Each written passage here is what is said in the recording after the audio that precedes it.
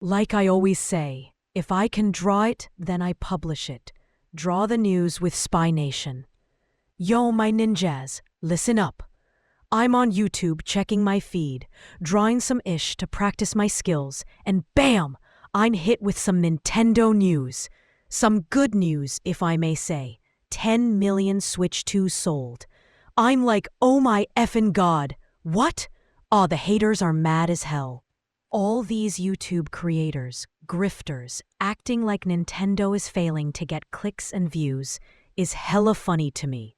Like I always say, Nintendo's bread and butter is original IP and fun factor.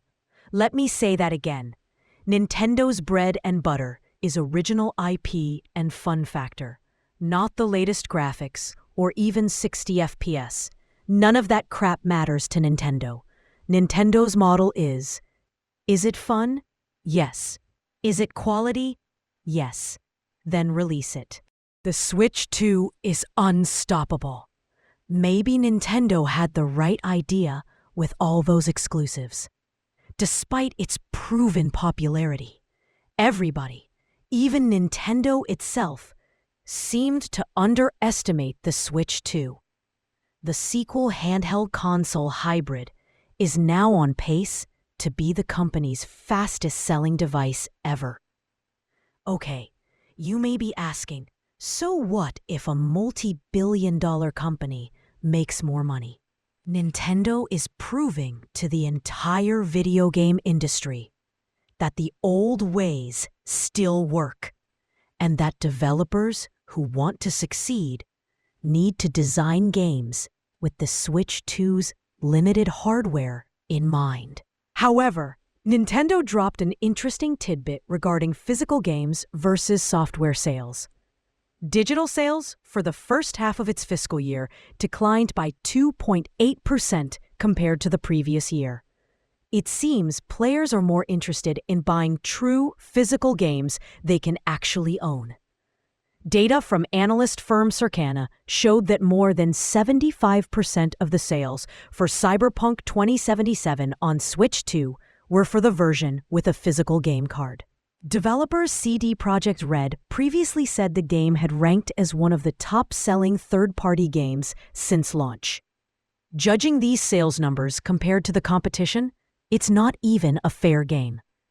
Xbox's hardware sales have been on a steady decline over the past year, and it likely won't change until we finally have a next-gen Xbox console in hand.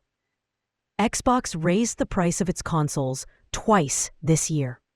Now, a standard Series X console with an optical disc drive costs $650, $150 more than at launch. Sony also hiked PlayStation 5 prices up to $550 for its base console. Like Nintendo, Sony's sales numbers have been on the rise, increasing by about 2% year over year. However, the PS5 sold around 19 million units by its first anniversary in 2021 and only reached around 7.8 million units shipped after the first 5 months. The Switch 2 is now set to outsell the PS5, and it doesn't even need a pandemic to keep people indoors to play its games. Developers have a good reason to get their games on Switch 2. Compared to consoles that cost over $500, Nintendo Switch 2 has been explosive. Developers can't ignore the smaller console, despite its specs seeming weaker than the competition.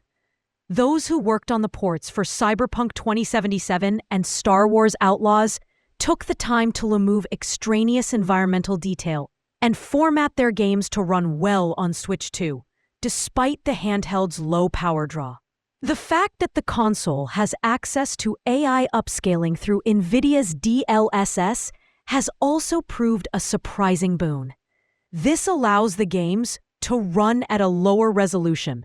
Then software recreates the scene at the native 1080p, or more when docked, while maintaining the performance.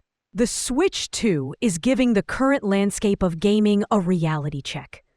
Gearbox's Borderlands 4, a game that ran poorly on practically every system at launch, has been indefinitely delayed on Switch 2 in order to deliver the best possible experience.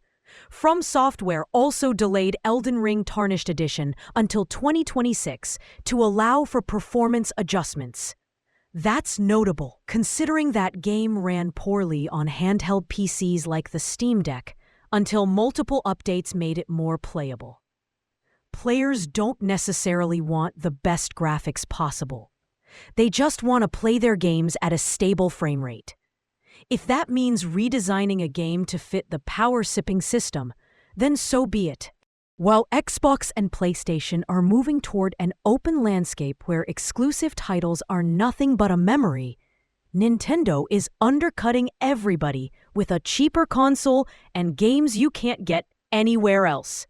Sure, Microsoft is willing to make the case that the console wars are over, but there's a fair argument to say Nintendo is winning the battle and may just win the war as well. No FN lies. Nintendo is just the GOAT. They clearly doing laps around Sony and Xbox. I can hear the haters crying online, but the numbers don't lie. Nintendo is the king of gaming. RIP to all their competition, if there is, that is. Now that's not to say that Nintendo is perfect. They are a billion-dollar company and sometimes greedy. But Nintendo as a standard of quality and exclusive IPs that are unmatched. Now, I had no idea that Mario was hard to draw. Well, now I know. Ha ha ha. I almost failed this one. Yikes. God damns those hands were hard to draw. So this is how I draw. I draw straight up with ink. No outline, no nothing. Straight up ink. So sometimes I fail, so effin' what, I post it anyways. Like I always say, if I can draw it, then I publish it. Draw the news with Spy Nation. We keep practicing, we keep improving. Thank you to all my 3,000 subscribers and all the funny comments.